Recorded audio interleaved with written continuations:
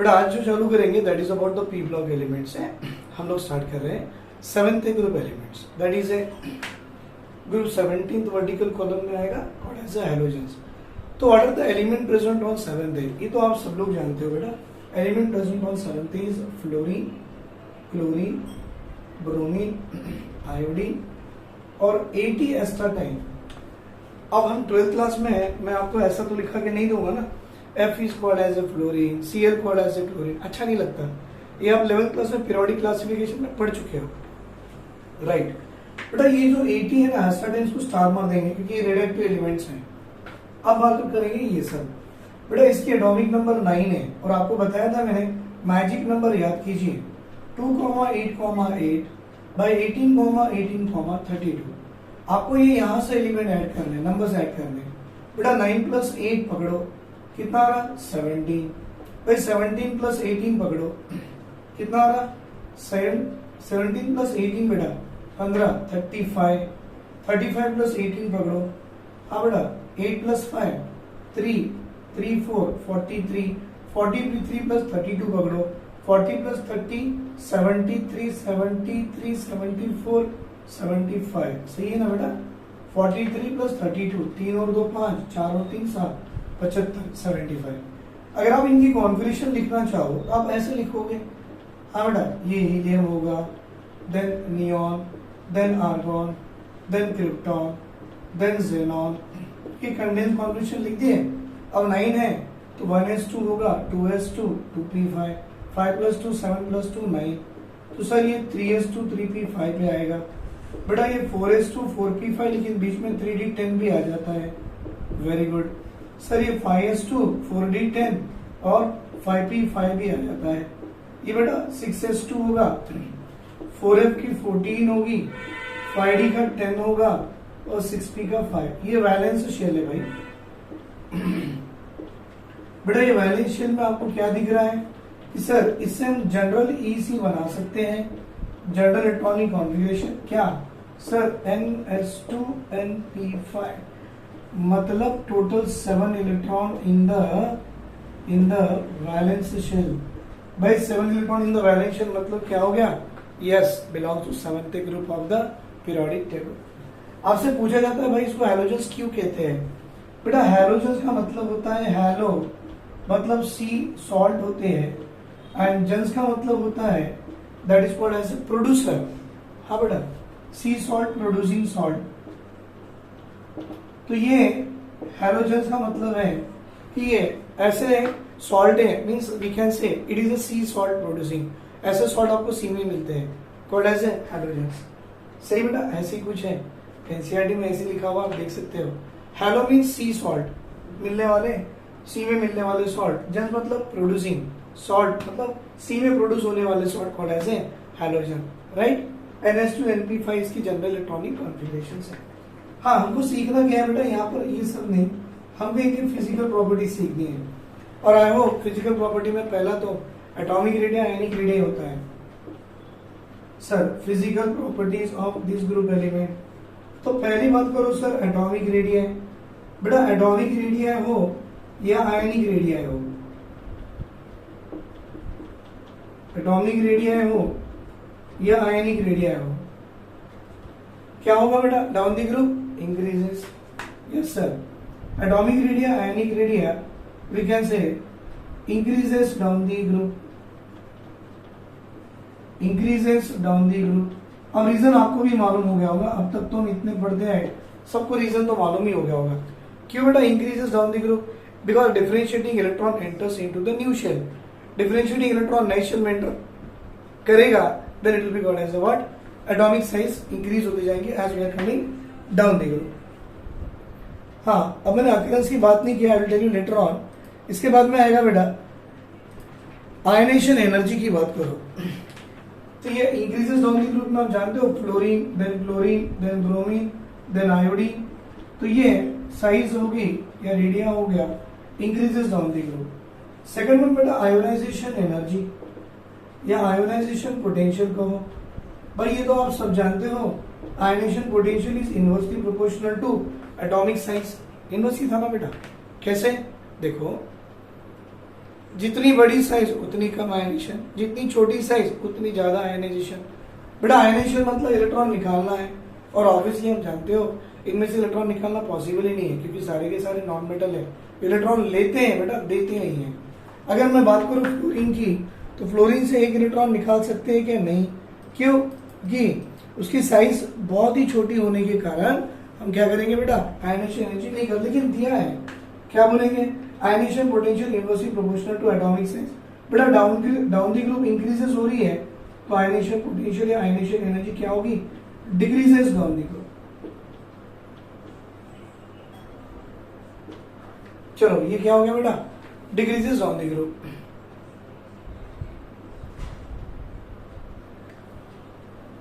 कोई डाउट है इसमें?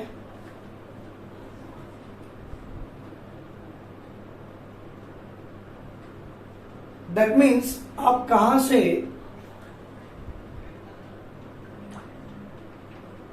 इलेक्ट्रॉन इजीली रिमूव कर सकते हो, आयोडीन से इजीली रिमूव कर सकते हो ना, आयनाइजेशन एनर्जी बहुत कम है बेटा। Less the ionisation energy easily it will ionise. अगर इजीली इट विल आयनाइज हो गया तो आयोडीन का आपको आयोडीनियम आयन मिलेगा। इसका मतलब क्या हो गया कि जैसे आयोडीनियम आयन आ गया तो इससे कंपाउंड आपका आसानी से बनेगा, compare to the compound form है द फ्लोरीन।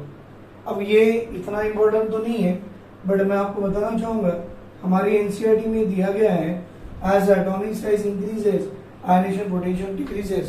पर एक बात अगर आप जनरली देखना चाहो तो कोई भी हैलोजन इलेक्ट्रॉन लूज करना नहीं चाहेगा बेटा, ये इलेक्ट्रॉन गेन करा के ऑक्टेट कंप्लीट करना चाहेगा, क्योंकि गेन करने से इसकी ऑक्सीडेशन स्टेट -1 आती है और ये ऑक्टेट को स्टेबल और इसकी स्टेबिलिटी अचीव हो जाती है।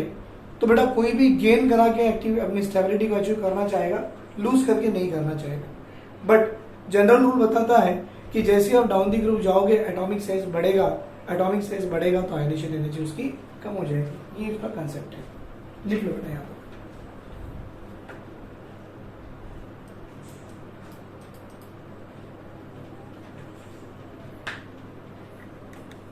सही है बेटा, आगे देखो। अब हम बात करेंगे about the third one called as a oxidation state. बेटा ये जो हैलोजेंस में अगर आप ऑक्सीडेशन स्टेट की बात करो तो आप जानते हो NH2Np5 electron in the valence shell दिखा रहा था। जनरल कॉन्फ़िगरेशन देखो आप क्या दिखा रहा था बेटा, NH2Np5 दिखा रहा था, सही है ना। That means how many electron in the valence shell, 5 + 2 7। तो बेटा स्टेबिलिटी कैसी अचीव होगी, तो बोलना सर बाय गेनिंग 1 इलेक्ट्रॉन। तो कॉमन ऑक्सीडेशन स्टेट इस ग्रुप की क्या होगी सर, कॉमन ऑक्सीडेशन स्टेट इस ग्रुप की होगी, यस सर, कितना, +1। वेरी गुड बेटा, common oxidation state of this group element is equal to +1। तो पॉइंट नंबर 3 जोड़ दो, that is the oxidation state. क्या है बेटा, ऑक्सीडेशन स्टेट किसकी, हैलोजेंस की। तो लिखना बेटा वेरिएबल ऑक्सीडेशन स्टेट है। कैसे, देखो -1 भी हो सकता, +1 भी हो सकता बेटा, +3 भी हो सकता, +5 भी हो सकता और +7 भी हो सकता। इतनी ऑक्सीडेशन स्टेट की यहाँ पर वेरिएशन है। इसका मतलब ये नीट में पूछा गया था, क्या फ्लोरीन की पॉजिटिव ऑक्सीडेशन स्टेट हो सकती है, तो बोलना ना, fluorine shows only -1 oxidation state. हाँ बेटा, ये अपनी कभी पॉजिटिव ऑक्सीडेशन स्टेट नहीं दिखाएगा, याद रखो। It always shows -1 oxidation state. क्यों, हाईली इलेक्ट्रो नेगेटिव एलिमेंट्स बेटा नेगेटिव ऑक्सीडेशन स्टेट दिखाते हैं। लेकिन आप क्लोरीन की बात करो, हाँ, अब ये अलग अलग आपको ऑक्सीडेशन स्टेट दे सकता है क्लोरीन। कैसे, सुनो बेटा, इसकी एटॉमिक नंबर 17 है, तो कॉन्फ़िगरेशन बैठ गई इसकी नियॉन 3s2 3p5। भाई यहां देखिए 2 और यहां देखिए 5। हो सकता है एक इलेक्ट्रॉन लूज करे, हो सकता है इलेक्ट्रॉन गेन भी करे। By losing +1, bye gaining -1। तो क्या मैं क्लोरीन को अपने ग्राउंड स्टेट कॉन्फ़िगरेशन में +1 -1 दिखा सकता हूँ? हाँ सर दिखा सकते हो। लेकिन बेटा उसी का फर्स्ट एक्साइटेड स्टेट बना के देखो, यहां से इलेक्ट्रॉन उड़ के वहां गया, 3s2 तो एज इट इज होगा, 3p5 का 3p4, 3d0 जो था 3d1 पे आ गया। अब देखो सर, क्योंकि आपको वैलेंस शेल की कॉन्फ़िगरेशन ही तो लिखनी है भाई, राइट। अब देखो यहां पे ये कितने बेटा 3, मतलब यहां पर क्या करेगा 3 इलेक्ट्रॉन लूज कर सकता है। तो chlorine shows +3 oxidation state in its first excited state. इतना ही नहीं सर, सेकंड एक्साइटेड स्टेट भी बना लो बेटा। ये 3s2 होगा, 3p4 become 3d3, 3p3, 3d1 become 3d2। तो यहाँ जो 5 बॉक्स थे, 5 में 2, यहाँ जो 3 बॉक्स में 4 इलेक्ट्रॉन थे, अब एक एक आ गए, और एक 3s का आपका ऐसे ही 1 2 3 4 5। Chlorine shows +5 oxidation state in its second excited state. Sir third excited भी बनता है? हाँ भाई बनता है। तो 3s1 होगा, 3p3 होंगे, और ये इलेक्ट्रॉन यहां से उड़ के 3d2 में जाके 3d3 बना लें, और जब 3d3 बना लेता है 1 2 3 3 6 + 1 7, और इसकी ऑक्सीडेशन स्टेट आ गई बेटा +7। चलो इसका स्क्रीनशॉट ले लो।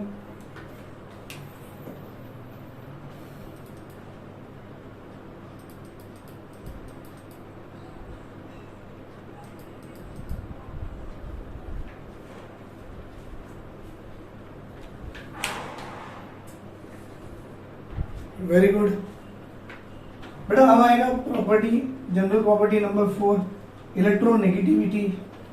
अब आप जानते हो which is the most electronegative element बेटा 7th में? Yes yes, fluorine is the most electronegative element. And which is the most electron affinity element? Yes, chlorine is the most electron affinity elements among all the elements in the periodic table. हाँ बेटा यही है, fluorine is the most and chlorine is the most electron affinity.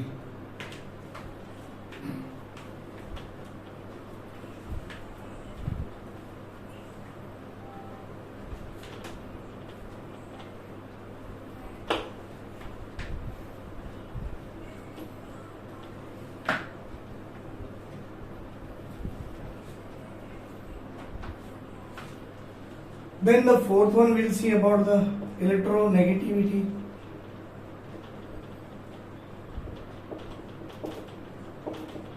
Sir, electronegativity decreases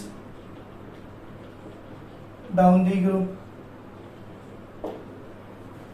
इसका मतलब fluorine की value होगी 4, chlorine की value है 3, ब्रोमीन की वैल्यू, फ्लोरीन क्लोरीन ब्रोमीन और आयोडीन, ब्रोमीन 2.8 और आयोडीन 2.5। इसका मतलब ये जो आपका फ्लोरीन है, it is the most electronegative elements in the periodic table, element in the periodic table.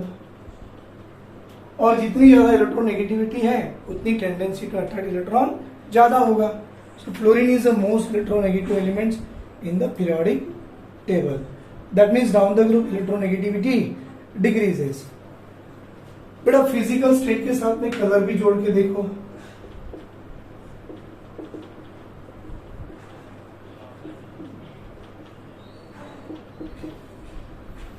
बेटा ये सारे डायटोमिक मॉलिक्यूल्स होते हैं, फ्लोरीन क्लोरीन ब्रोमीन आयोडीन। बेटा ये दोनों तो गैस है सर, ये लिक्विड है और ये सर सॉलिड है। ऐसा क्यों हो गया? As we are coming down the group, जैसे ऊपर से नीचे आओगे एटम की साइज बढ़ेगी। बेटा एटम की साइज बढ़ेगी तो van der Waal force of attraction बढ़ेगा, van der Waal force of attraction बढ़ेगा तो लंडन डिस्पर्शन फोर्स बढ़ता है। वही तो है ना बेटा, ion ion induce dipole attraction increases. और जब फोर्स ऑफ अट्रैक्शन बढ़ेगा तो फिजिकल स्टेट गैस से लिक्विड, लिक्विड से सॉलिड बन जाएगा। यस, तो ये कलर बताइए सर, येलो कलर, ये बेटा ग्रीनिश येलो है, ये एनसीईआरटी में लिखा हुआ है तो मैंने आपको बता दिया, एनसीईआरटी से ही आपको याद करना है, yellow, greenish yellow. Orange red, violet, ये आएगा ऑरेंज रेड, और ये आएगा कुछ वॉयलेट कलर का। सॉलिड है बेटा, या तो वॉयलेट लिखो या बेटा वॉयलेट लिख सकते हो, या वॉयलेट ब्लैक भी लिख सकते हो, या डार्क वॉयलेट भी लिख सकते हो, that is a dark violet, right. बना लो इसको।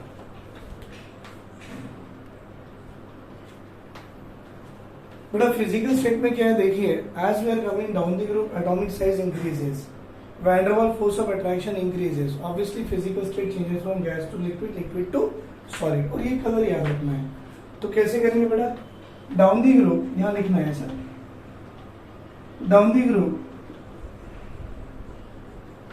atomic size increases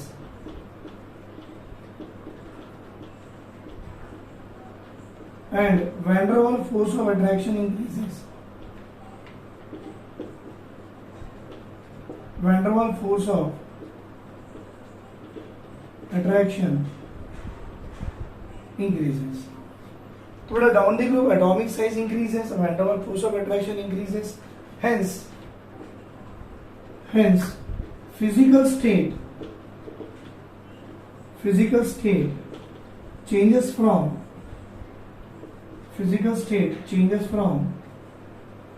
gas to liquid and then liquid to solid, right बेटा। ये एक्चुअल में ऑर्डर होती है, देख लीजिए इसे।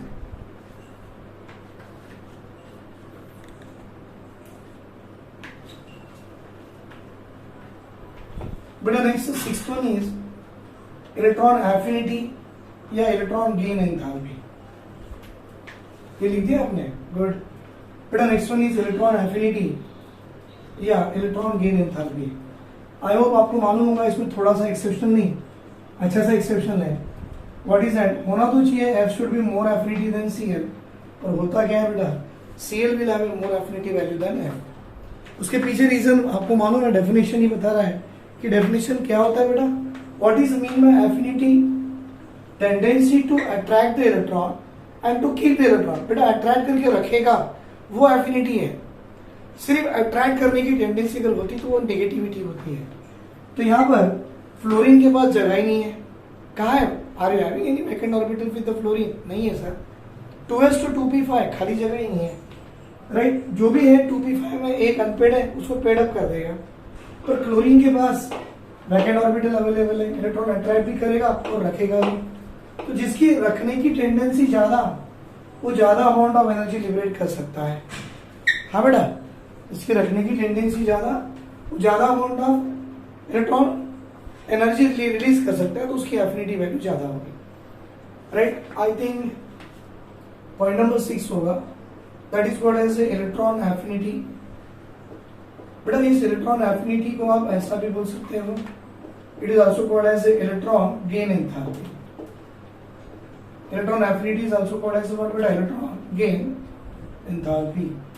बेटा ये इलेक्ट्रॉन गेन एंथैल्पी का मतलब क्या होगा, tendency to attract the electron. देखो मैं एग्जांपल दे रहा हूं, X is the halogen by gaining one electron, ये एक नेगेटिव चार्ज तो दे दिया है, मतलब ये when the electron is added to the neutral isolated gases atom, amount of energy liberated is called as affinity। तो भाई ये आपकी एफिनिटी होगी, और ये एफिनिटी को लिखा ऐसे जाता है, delta H is equal to minus of E, और माइनस ऑफ E मतलब एनर्जी लिबरेट होगी, तो प्रोसेस क्या हो गया बेटा आपका, एक्सोथर्मिक प्रोसेस। ये तो आप first year periodic classification periodic study में पढ़ चुके हो, राइट। तो मतलब negative electron gain enthalpy decreases down the group बोले तो भी चलेगा, negative electron affinity decreases down the group. ये एक्सेप्शनल, मतलब ये जनरल स्टेटमेंट है, बट एक्सेप्शनल ये है बेटा, एक्सेप्शनल ये है कि आपकी Cl की एफिनिटी F से बड़ी है। Reason, because because chlorine has a tendency to attract and to keep the electron, but fluorine के पास जगह नहीं है। तो ऐसे लिख दो ना छोटा रीजन, Cl की एफिनिटी F से ज्यादा है because of smaller size of बेटा because of smaller size of F atom. Smaller the size, tendency to attract ज्यादा होगा बट टेंडेंसी टू कीप नहीं होगी, हेंस एफिनिटी वैल्यू Cl की ज्यादा है F से। ये याद रहेगा। और यही कंसेप्ट यही एग्जाम में IIT मेंस में या तो आपके नीट में यही पूछा जाता है। व्हाट पॉइंट, चलो बेटा 7th पॉइंट पे देखिए, बॉन्ड डिसोसिएशन एनर्जी, ये भी एक्सेप्शनल है भाई। आई टेल यू, ये स्टार मार्क एक्सेप्शनल था और ये भी स्टार मार्क आपका एक्सेप्शनल है। बॉन्ड डिसोसिएशन एंथैल्पी, बेटा बॉन्ड डिसोसिएशन एंथैल्पी मतलब या bond energy, amount of energy required to break the bond. इसका स्क्रीनशॉट ले लो बेटा आप लोग।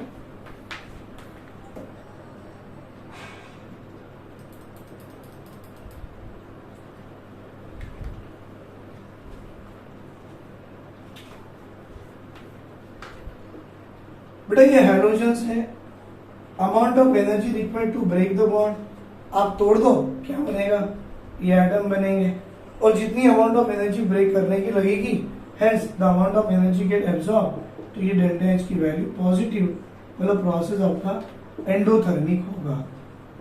बेटा amount of energy required to break the bond, तो रिक्वायर्ड एनर्जी है तो एब्सॉर्प्शन ऑफ एनर्जी होगी, तो डेल्टा एच की वैल्यू पॉजिटिव होगी, मतलब प्रोसेस आपका एंडोथर्मिक प्रोसेस होगा।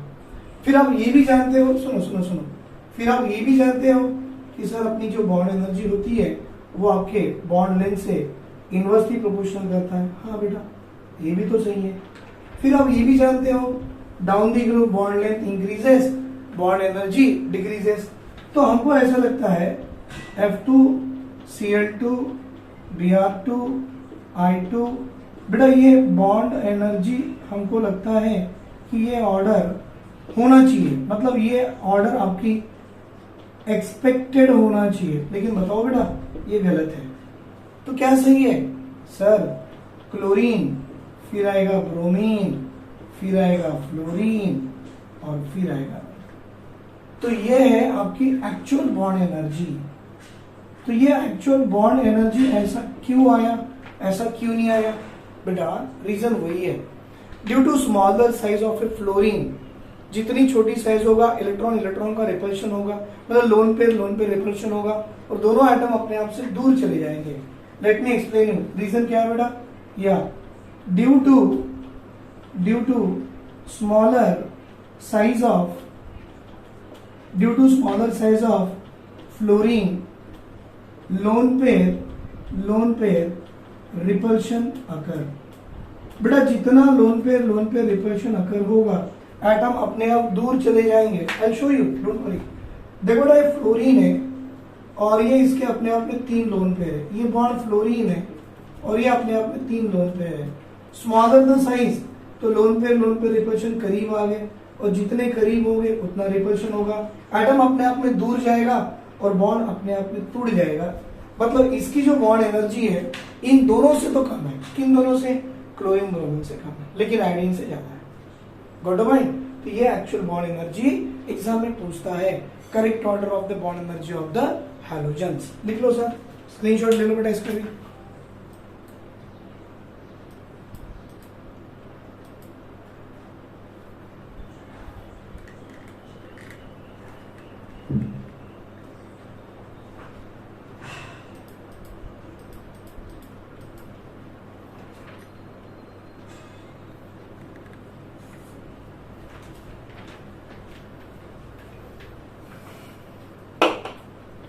Sir example number 8, I mean property number 8, nature of compound. Sir ये क्या आयनिक कंपाउंड बना सकते हैं? Yes sir. सर ये कोवैलेंट बना सकते हैं? Yes sir. तो आयनिक कब बनाएगा, कोवैलेंट कब बनाएगा? चलो मैं आपको छोटा सा एक मेथड दे दूं, मेथड से समझ जाओ कि आयनिक कब बनाएगा और कोवैलेंट कब बनाएगा। राइट बेटा, when it is going to form the ionic and when it is going to form the covalent, वो भी सीख लेंगे। देखो बेटा हैलोजेंस कभी हैलाइड बनाएगा तो हैलाइड से मिलने वाले सारे कंपाउंड आपके क्या हो गए, आयनिक हो गए। हाँ सर, देखो नेचर ऑफ कंपाउंड पकड़ लो बेटा, नेचर ऑफ कंपाउंड। एग्जाम्पल बेटा, ये हैलोजन है, इसमें आपने इलेक्ट्रॉन डाल दिया तो आपको क्या आ गया, हैलाइड आयन। भाई हैलाइड आयन मतलब ये नेगेटिव है तो किसी पॉजिटिव से जुड़ जाएगा, और पॉजिटिव से जुड़ जाएगा तो ऐसे आयन से मिलने वाले कंपाउंड आपके क्या होंगे, तो you must be called it as a ionic compound.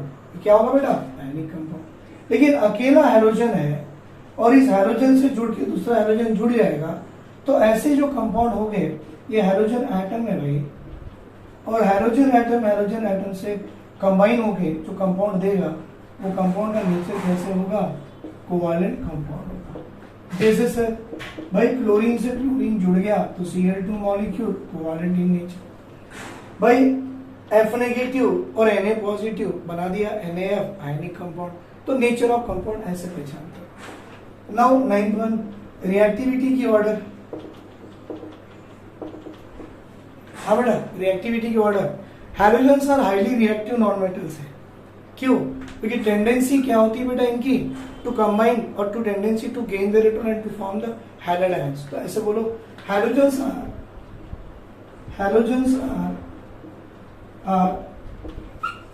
Are highly reactive non metal.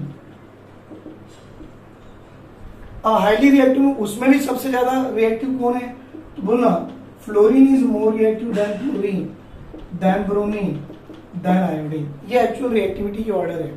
अब ये ऐसा क्यों हो गया, आप बोलो, क्योंकि फ्लोरीन की डिसोसिएशन एनर्जी कम है और फ्लोरीन की इलेक्ट्रॉन गेन एंथैल्पी, या पूरे हैलोजेंस में देखो आप ऐसा रीजन लिख सकते हो, why it is like that. तो ड्यू टू बेटा point number A, low bond dissociation energy, सारे हैलोजन की बॉन्ड डिसोसिएशन एनर्जी कम होती है बाकी नेबरिंग ग्रुप एलिमेंट से, और उनकी इलेक्ट्रॉन गेन एंथैल्पी भी ज्यादा होती है। B, high electron affinity. तो जितनी ज्यादा इलेक्ट्रॉन एफिनिटी हो, गॉट द पॉइंट, और जितनी लो बॉन्ड डिसोसिएशन एनर्जी हो उतनी ज्यादा रिएक्टिविटी होती है। तो ये कॉमन थे बेटा जो मैंने आपको बता दिया, ये 9 these are the general properties of the halogen. इसके बाद हम देखेंगे, सॉरी बेटा, इसके बाद हम देखेंगे that is about the chemical properties of a halogen. इसका स्क्रीनशॉट ले लो।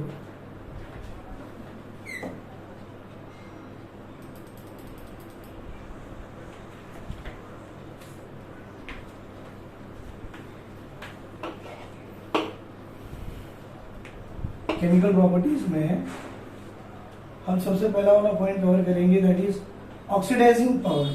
सबसे इंपॉर्टेंट है।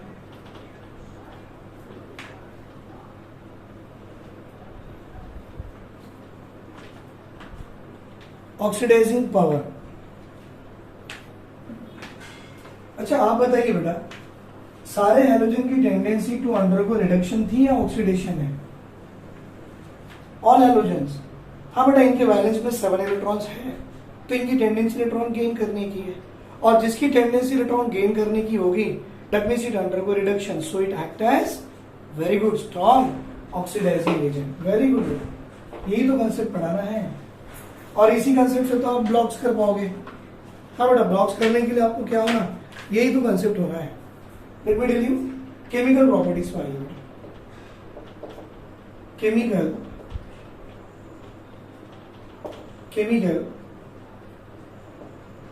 प्रॉपर्टीज, और सबसे पहले ये केमिकल प्रॉपर्टीज में हम जो जानने वाले हैं या सीखने वाले हैं दैट इज अबाउट, या बेटा that is about oxidizing nature.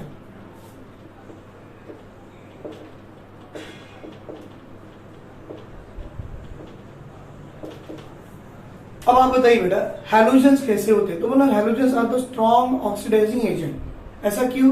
It depends on, एक तो उसका आयनेशन पोटेंशियल पे डिपेंड करेगा, एक तो उसका बॉन्ड एनर्जी पे डिपेंड करेगा बेटा, एक उसका इलेक्ट्रॉन गेन एंथैल्पी पे डिपेंड करेगा, और एक उसके हाइड्रेशन एनर्जी पे डिपेंड करेगा। राइट बेटा, हम बोलेंगे these halogens are halogens undergo reduction, act as an are strong oxidizing agent. It depends on SRP value. हाँ बेटा, it depends on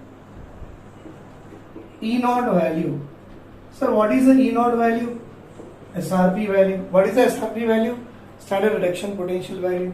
और बेटा ये SRP वैल्यू किस पे डिपेंड करती है? बॉन्ड एनर्जी पे, इलेक्ट्रॉन एफिनिटी पे और बेटा एक हाइड्रेशन एनर्जी पे. ये तीन वैल्यू पे डिपेंड करती है उसकी SRP वैल्यू. तो SRP वैल्यू जितनी ज्यादा negative act as a strong reducing agent और SRP वैल्यू जितनी ज्यादा positive act as a strong oxidising agent.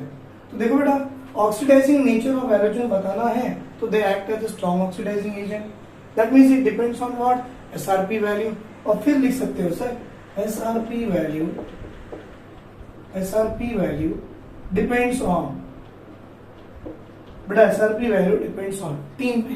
कौन सा? एक लगा दो bond energy, it depends on bond energy. बेटा it depends on electron affinity. बेटा it depends on hydration energy. ये तीन वैल्यू पे SRP वैल्यू डिपेंड करेगा. इसका मतलब बेटा अगर आपकी SRP वैल्यू मोर नेगेटिव हो, लिख दूं मैं, more negative SRP act as strong reducing agent. बेटा strong reducing agent and more positive SRP value act as strong oxidizing agent. तो आप बताइए बेटा, आपका हैलोजन तो ऑक्सीडाइजिंग एजेंट कर रहा है, बोला SRP वैल्यू आपकी क्या आना चाहिए? पॉजिटिव होना चाहिए. और ये पॉजिटिव आएगी या नहीं आएगी डिपेंड किस पे करेगा? उसकी बॉन्ड एनर्जी पे, इलेक्ट्रॉन एफिनिटी पे और हाइड्रेशन एनर्जी पे. एग्जाम्पल करा देंगे बेटा. देखो इसका अच्छा सा एग्जाम्पल है. पहले आप बॉन्ड एनर्जी निकालो. बेटा ये halogen in the form of gas था, amount of energy required to break the bond. तो ये हो गया, आप इसको 1/2 कर लो, ये हो गई आपकी बॉन्ड डिसोसिएशन एनर्जी. क्योंकि हैलोजन से हैलोजन जुड़ा होगा, बॉन्ड तोड़ो, जो एनर्जी लगेगी we can call it as a bond energy. पहला स्टेप. सेकंड वाला बेटा इलेक्ट्रॉन एफिनिटी. और एफिनिटी कैसे होगा? आपके पास आइसोलेटेड न्यूट्रल गैसेस आइटम में इलेक्ट्रॉन डालो, तो डालने से आपके पास यूनि नेगेटिव गैसेस आयन आएगा और जो एनर्जी लिबरेट करेगी उसको आप कहते हो इलेक्ट्रॉन गेन एंथैल्पी या तो इलेक्ट्रॉन एफिनिटी. अब आएगा हाइड्रेशन. भाई आप जानते हो ये यूनि नेगेटिव गैसेस आयन में आपने वाटर मॉलिक्यूल में डाल दिए, तो जैसे ही डाल दी आपका यूनि नेगेटिव गैसेस आयन बेटा कन्वर्ट हो गया यूनि नेगेटिव एक्वस आयन.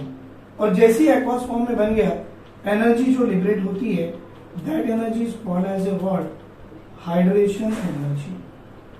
अब आपको करना क्या है बेटा? तीनों को ऐड कर लो. By adding all the three together क्या मिलेगा? देखो सर, देखो सर, बेटा ये इक्वल आयंस अपोजिट साइड के कैंसिल हो गए. भाई ये इससे कैंसिल हुआ, बचा क्या है? 1/2. क्या? X2 in the form of gas. बेटा एक इलेक्ट्रॉन देखो गेन किया गया है, दिख रहा है? Very good. It gives rise to what? बेटा यहां देखिए बचा अकेला ये, that is X negative in the aqua state. तो यहाँ कहीं आपको एक्वस मेंशन करना पड़ेगा, ये वाला. तो एक्वा स्टेट में आ गया. इससे जो एनर्जी आने वाली है वो होगी E नॉट रिडक्शन, मतलब SRP वैल्यू, स्टैंडर्ड क्या है बेटा? Standard reduction potential value. Right. और ये वैल्यू आपकी पॉजिटिव आएगी या नेगेटिव आएगी वो डिसाइड करेगा कि आपका ये जो एलिमेंट है, आई डोंट नो क्या है, हमको तो मालूम है हैलोजन, पर आई डोंट नो ये क्या है. जितनी ज्यादा नेगेटिव वो उतना act as an reducing agent, जितनी ज्यादा पॉजिटिव ये element will act as an what? Oxidizing agent. Right बेटा, बना लो इसे.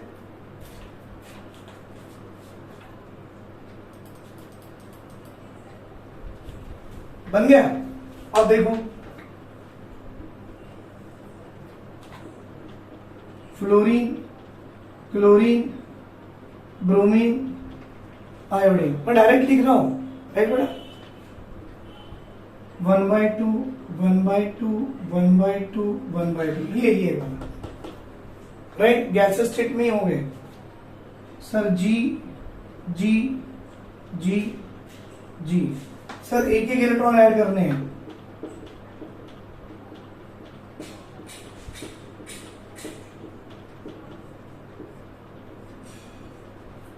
हाँ बेटा, क्या आएगा? Fluoride ion. कैसे? AQ, chloride ion, bromide ion aqueous form, और आयोडाइड आयन कैसे बेटा?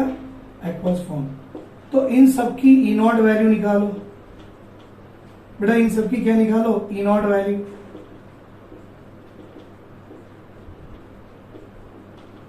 बेटा इन सबकी E नॉट वैल्यू, और ये एनसीईआरटी में वैल्यू दी गई है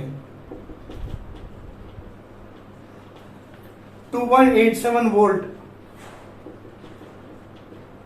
1.36 वोल्ट। बेटा बढ़ रहा है कम हो रहा? कम हो रहा। 1.01 वोल्ट, सर कम ही तो हो रहा।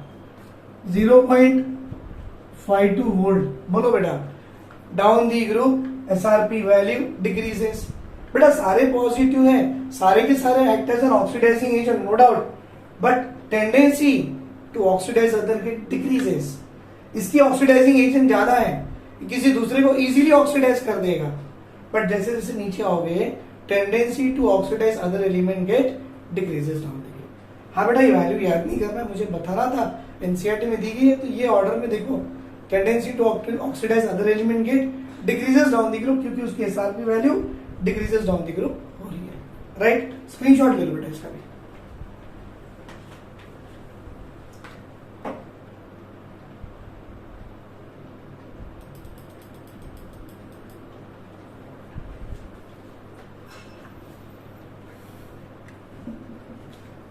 मतलब इससे हमको एक रूल मिलेगा, सुनो बेटा, ये जो मैंने वैल्यूज लिख के दिया बेटा, इससे हम एक रूल बना सकते हैं।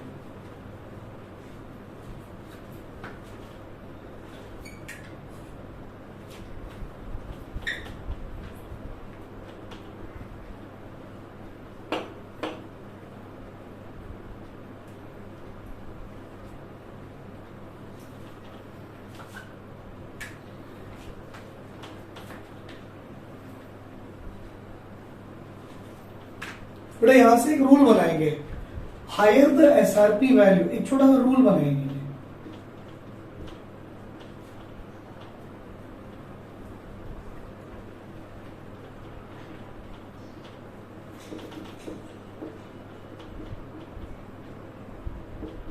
बेटा higher the E naught reduction potential,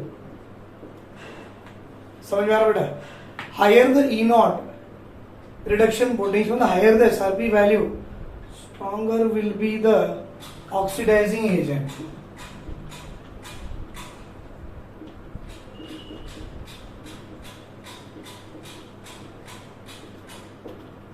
Stronger will be the oxidizing agent. बोलो बेटा, इसमें सबसे अच्छा ऑक्सीडाइजिंग एजेंट कौन है?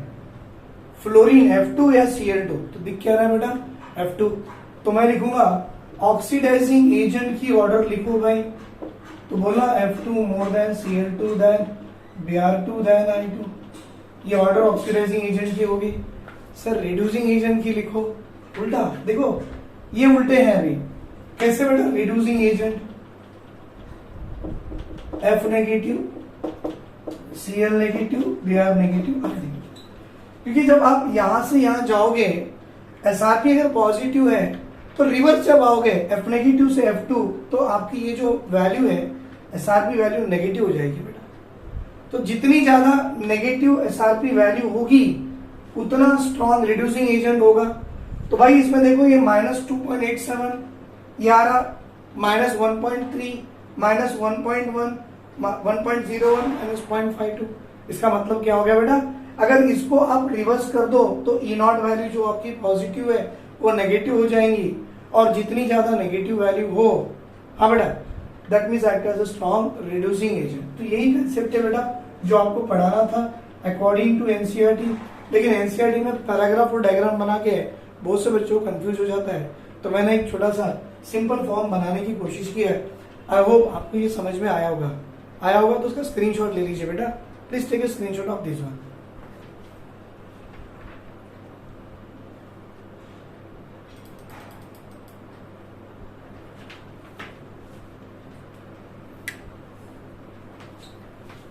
नाउ केमिकल प्रॉपर्टीज में property number 2, reaction with hydrogen. बड़ा हाइड्रोजन से रिएक्ट करा के क्या बनाएगा, फ्लोरीन है तो HF, फ्लोरीन है HCl, then HBr and HI। We'll see the method of preparation and properties against it।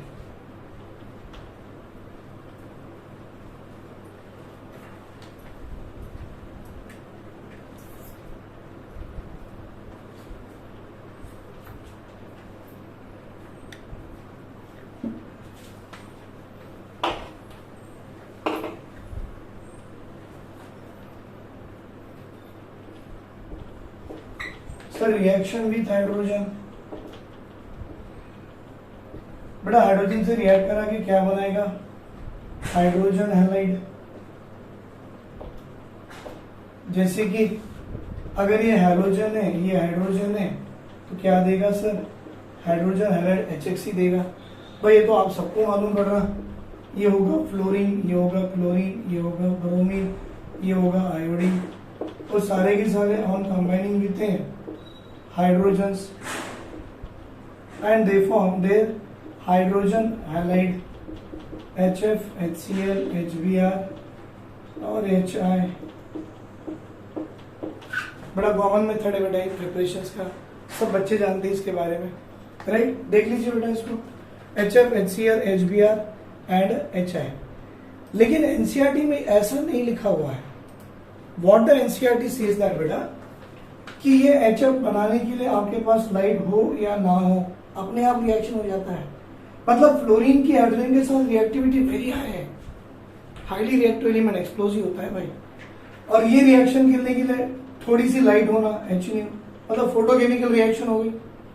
ये रिएक्शन होने के लिए लाइट से काम नहीं चलेगा, थोड़ी गर्मी देना पड़ेगा, हीट। और ये इतना लेस रिएक्टिव है कि 444 डिग्री सेंटीग्रेड में हीट करा तब जाके ये कंबाइन हो गया। मतलब आपको क्या समझ में आ रहा है sir, as we are coming down the group, बोलो बेटा sir, as we are coming down the group आपको क्या समझ में आ रहा है, रिएक्टिविटी यस डिक्रीजेस। तो बेटा reactivity decreases down the group.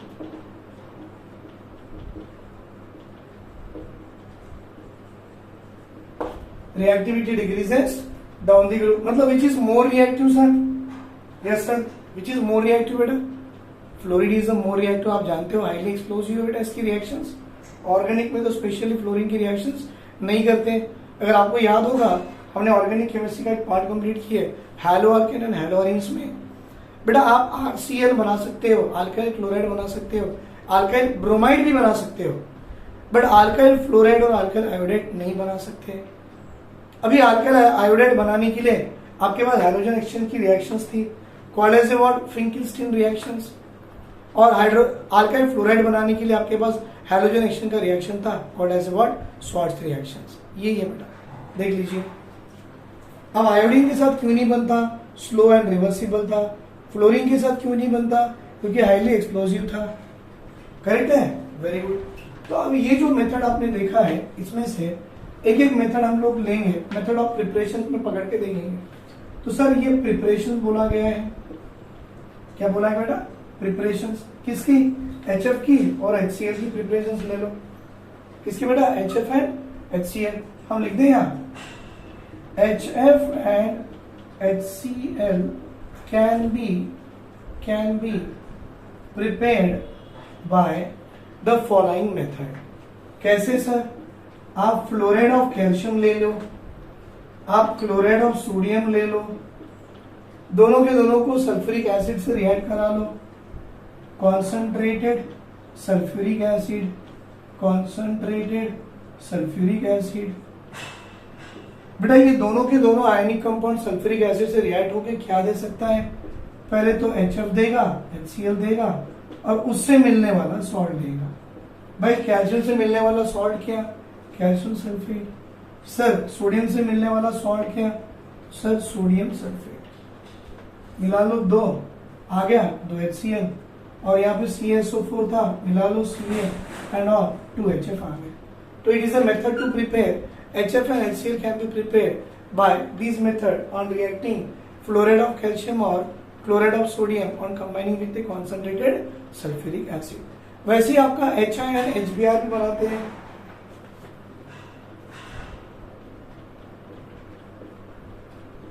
HBr and HI, it can be prepared by, बेटा अगर आपको HBr और HI बनाना है तो आपको ब्रोमाइड लेना पड़ेगा सल्फ्यूरिक एसिड के साथ। देखो बेटा मैं ले रहा हूं NaBr और इंस्टेड ऑफ सल्फ्यूरिक एसिड अगर मैं कॉन्सेंट्रेटेड H3PO4 ले लूं, फिर it is oxy acid of phosphorus होता है, राइट? तो आपको देगा एज ए HBr।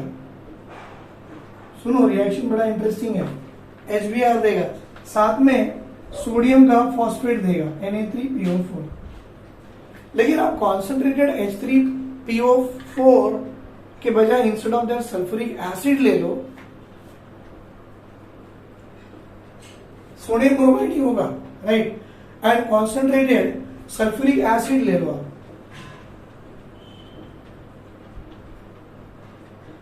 बेटा अब भी HBr ही आएगा लेकिन साथ में उसका सॉल्ट आएगा, क्या?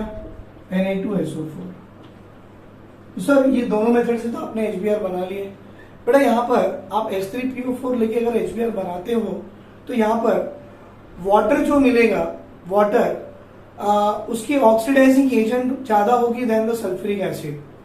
लेकिन कॉन्सेंट्रेटेड सल्फ्यूरिक एसिड लेते हो ना तो it act as a strong oxidising agent. Hence in case of HBr, अगर आपको HBr इससे बनाना है कि इससे बनाना देखना है तो आप बोलोगे आप ये मेथड प्रेफरेबल है बेटा for the formation of HBr compare to this one, क्योंकि ये सल्फ्यूरिक एसिड जो है it act as a what? Strong dehydrating agent.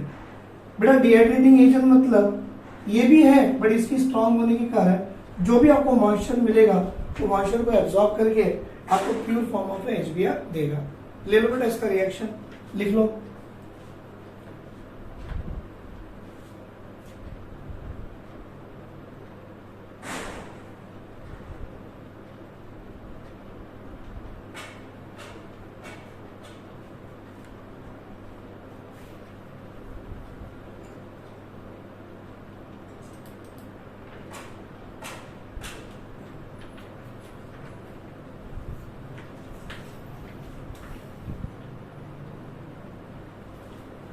देखो बेटा यहाँ पे आप यहां से भी HBr बना रहे हो, अब यहां से भी HBr बना रहे हो, तो यहां पर अगर आपको किसी ने पूछा कि कॉन्सेंट्रेटेड H3PO4 कैसा है तो बेटा it act as a weaker oxidising agent than sulphuric acid.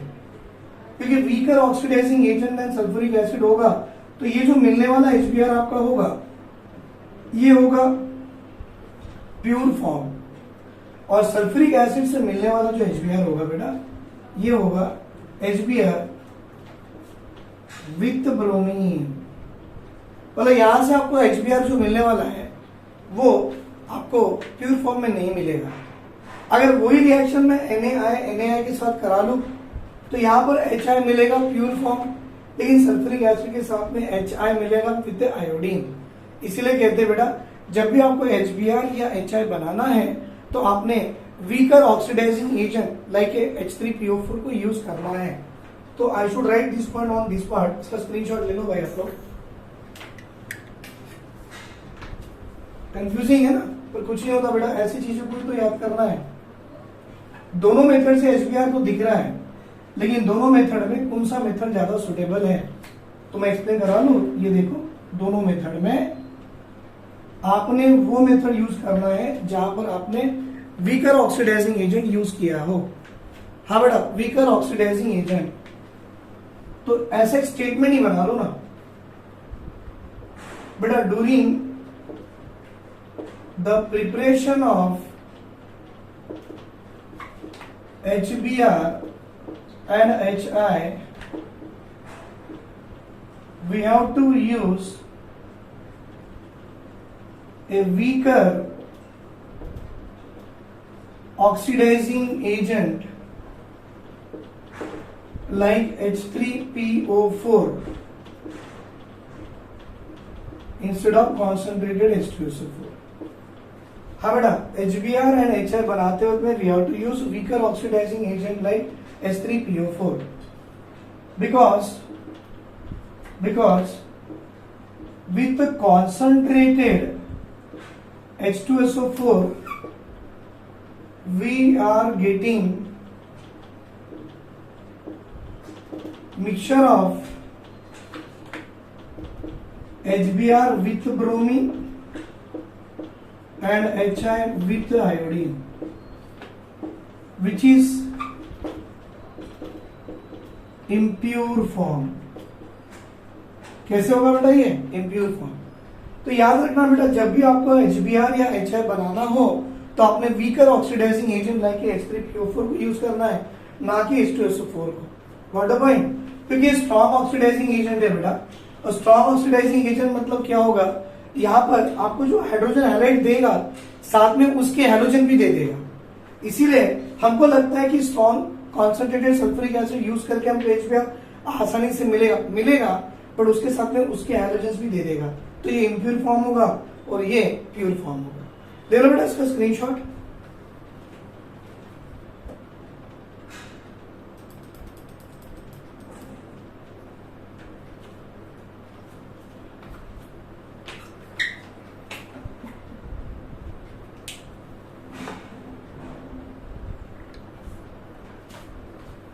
चलो सर इनकी प्रॉपर्टीज भी देखें. प्रॉपर्टीज मतलब HF, HCl, HBr, HI, इनका फिजिकल स्टेट क्या होगा, राइट. चलो ये देखेंगे.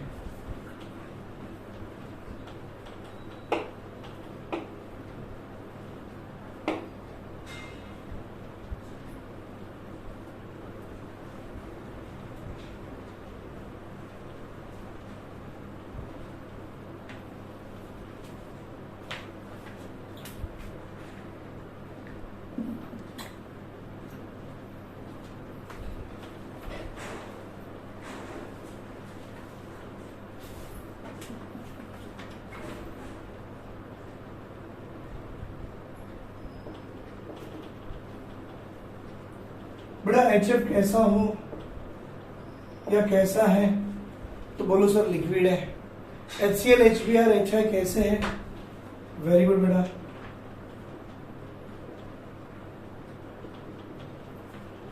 आयोडीन बेटा सॉलिड होता है, ब्रोमीन लिक्विड होता है, पर इनसे मिलने वाले हाइड्रोजन हाइड्राइड्स ये कैसे होते हैं, ये गैस के फॉर्म में होते हैं. थोड़ा सा ये लग रहा है ना.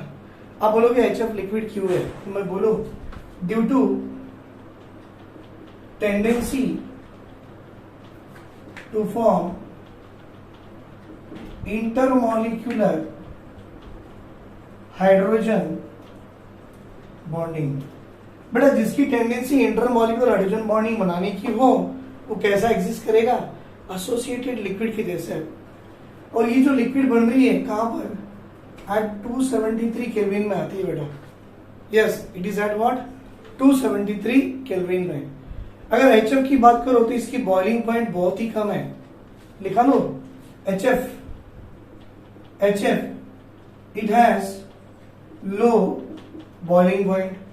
हाँ बेटा बॉइलिंग पॉइंट आसपास उसकी 278 केल्विन कुछ है. Low boiling point that is 278 kelvin. Sir आपने बोला यहाँ पर इंटरमोलिकुलर हाइड्रोजन बॉन्डिंग है के लिए एसोसिएट लिक्विड फॉर्म कर गया.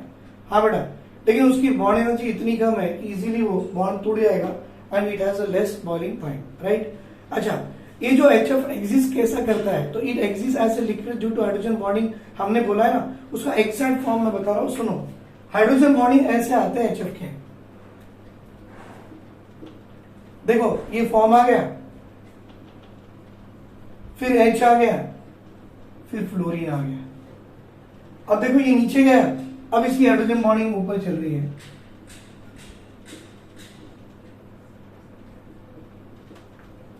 बेटा ये एग्जिस्ट कर रहा है, मतलब इसकी जो पोजीशन से हाइड्रोजन बॉन्डिंग की कैसी होना चाहिए, जिगजैग पोजीशन।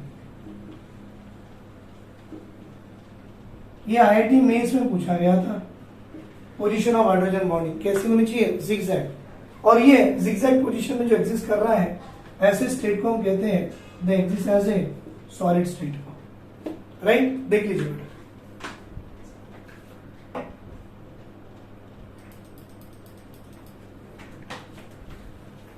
मतलब ये सारे हैलाइड्स की बॉइलिंग पॉइंट में सबसे ज्यादा बॉइलिंग पॉइंट किसकी होगी,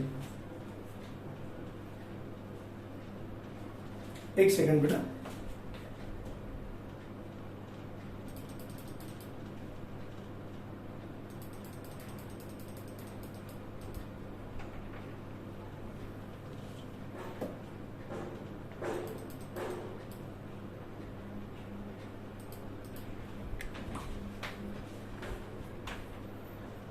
बेटा it is A low boiling liquid कर सकते हैं।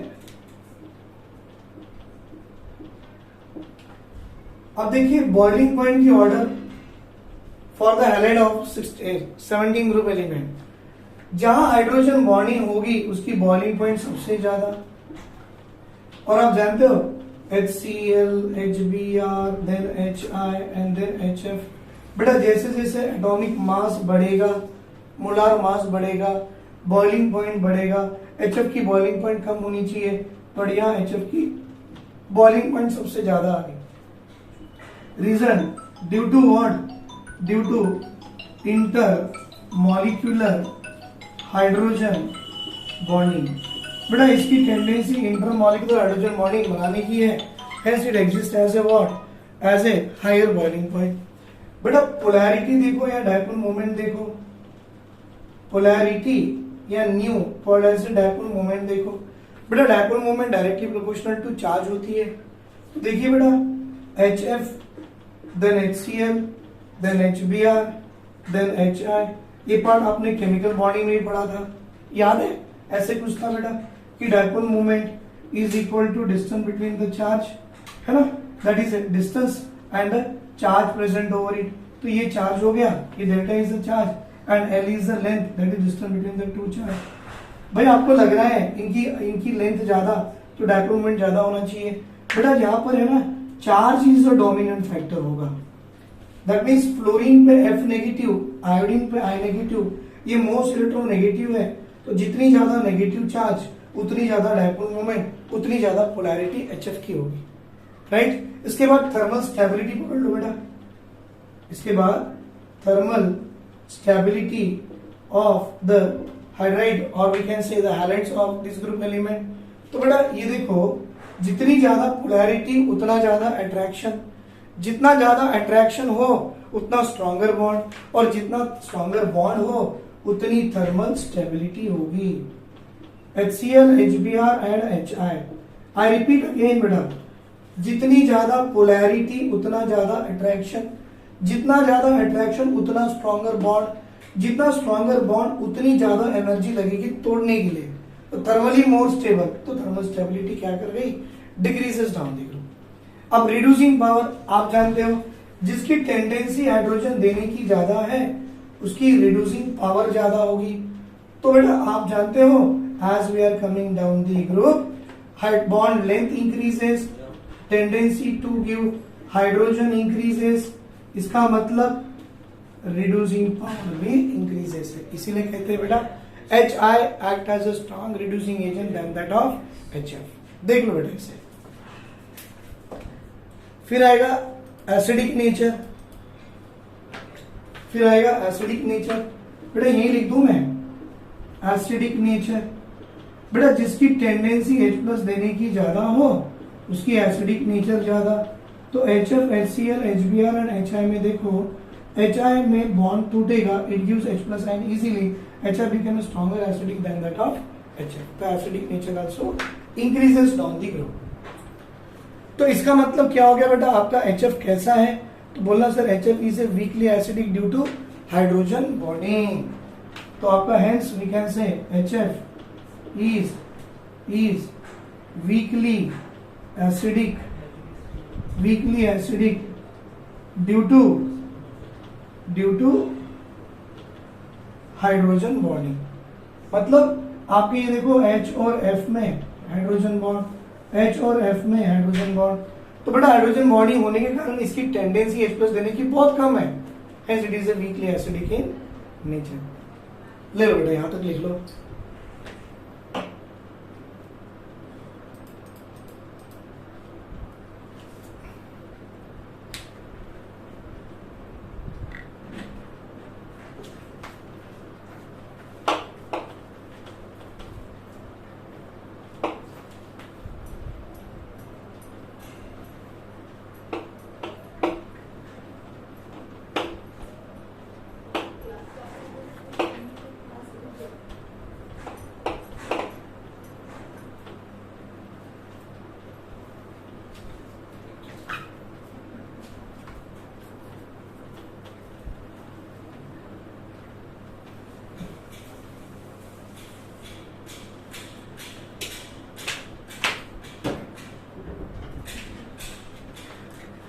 बड़ा कोरोसिव नेचर देखिए, बड़ा इंटरेस्टिंग है ये भी इसमें।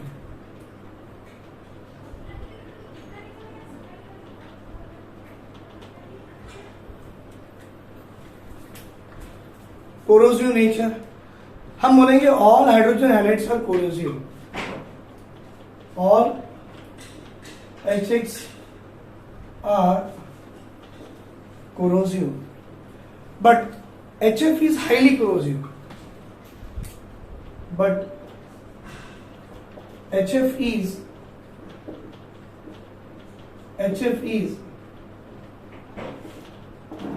highly corrosive.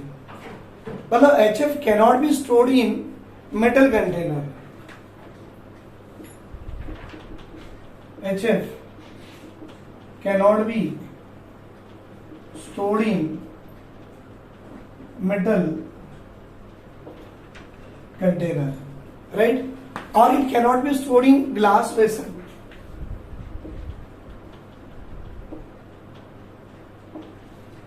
क्योंकि अगर आप HF को किसी ग्लास वेसल में स्टोर करो, glass vessel is nothing but a silicate of sodium metal Na2SiO3, और आपने HF को स्टोर करा लो तो क्या होगा, इनमें रिएक्शंस हो जाएंगे। बड़ा इंपॉर्टेंट रिएक्शन है बेटा, और बना लेगा यस सिलिकेट Na2SiF6, Na2SiF6, बाकी के रिमेनिंग वाटर मॉलिक्यूल बाहर, सोडियम सिलिकेट बना लिया। मतलब इसको कहते हैं इचिंग ऑफ ग्लास।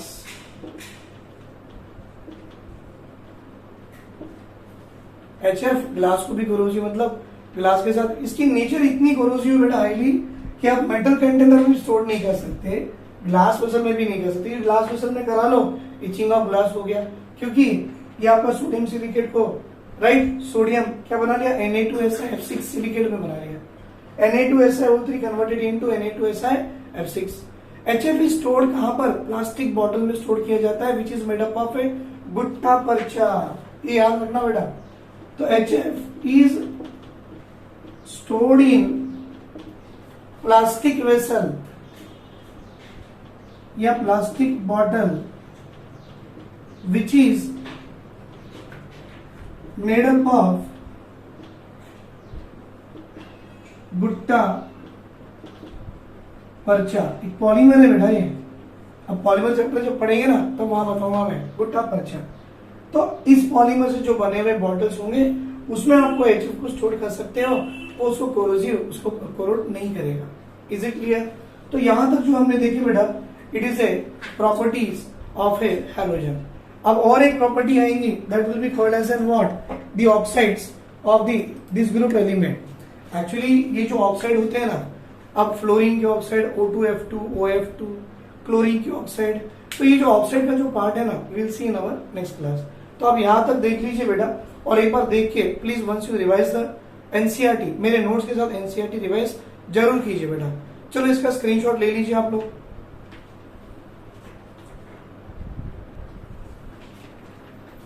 बेटा ये जो टॉपिक है मैंने जो अभी कंप्लीट किया है about the corrosive nature and all, इसके बाद में प्रॉपर्टी हमको ऑक्साइड्स देखने हैं, and this part will see in our next class. Thank you बेटा, thank you very much, have a great day, take care, bye.